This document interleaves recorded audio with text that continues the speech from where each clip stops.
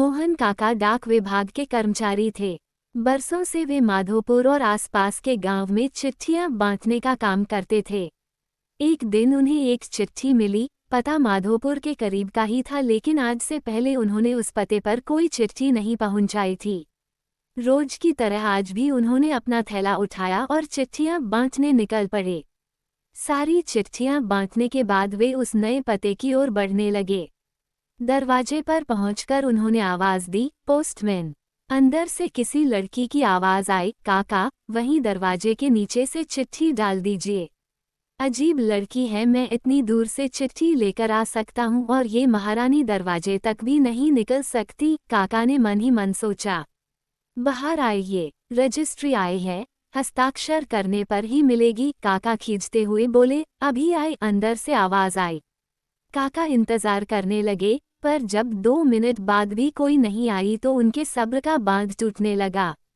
यही काम नहीं है मेरे पास, जल्दी करिए और भी चिट्ठियां पहुंचानी है, और ऐसा कहकर काका दरवाजा पीटने लगे। कुछ देर बाद दरवाजा खुला। सामने का दृश्य देखकर काका चौंक गए। एक 12-13 साल की लड़की थी जिसके दोनों पैर कटे हुए थे। उन्हें अपनी अधीरता पर शर्मिंदगी हो रही थी। लड़की बोली, क्षमा कीजिएगा, मैंने आने में देर लगा दी, बताइए हस्ताक्षर कहाँ करने हैं। काका ने हस्ताक्षर कराए और वहां से चले गए। इस घटना के 8-10 दिन बाद काका को फिर उसी पते की चिट्ठी मिली। इस बार भी सब जगह चिट्ठियां पहुंचाने के बाद वे उस घर के सामने पहुंचे।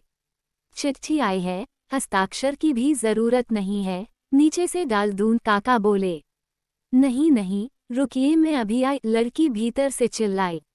कुछ देर बाद दरवाजा खुला। लड़की के हाथ में गिफ्ट पैकिंग किया हुआ एक डिब्बा था। काका लाइए मेरी चिट्ठी और लीजिए अपना तोहफा, लड़की मुस्कुराते हुए बोली।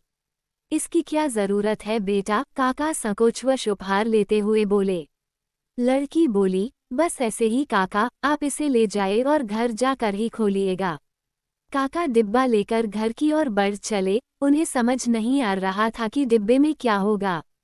घर पहुंचते ही उन्होंने डिब्बा खोला और तोहफा देखते ही उनकी आंखों से आंसू टपकने लगे। डिब्बे में एक जोड़ी चप्पलें थीं। काका बरसों से नंगे पांव ही चिट्ठियां बांटा करते थे, लेकिन आज तक किसी ने इस ओर ध्यान नहीं दिया था। ये उनके जीवन का सबसे कीमती तोहफा था। काका चप्पलें कलेजे से लगाकर रोने लगे। उनके मन में बार बार एक ही विचार आ रहा था, बच्ची ने उन्हें चप्पलें तो दे दी, पर वे उसे पैर कहाँ से लाकर देंगे। संवेदनशीलता या एक बहुत बड़ा मानवीय गुण है। दूसरों के दुखों को महसूस करना और उसे कम करने का प्रयास करना एक महान काम है। जिस बच्ची के खुद के पैर न हों, उसकी दूसरों के पैरों के प्रति संवेदनशीलता हमें एक बहुत बड़ा संदेश देती है। आइए हम भी अपने समाज, अपने आस पड़ोस, अपने यार मित्रों अजनबियों सभी के प्रति संवेदनशील बने। आइए हम भी किसी के नंगे पांव की चप्पलें बने और दुख से भरी इस दुनिया में कुछ खुशियां फैलाएं।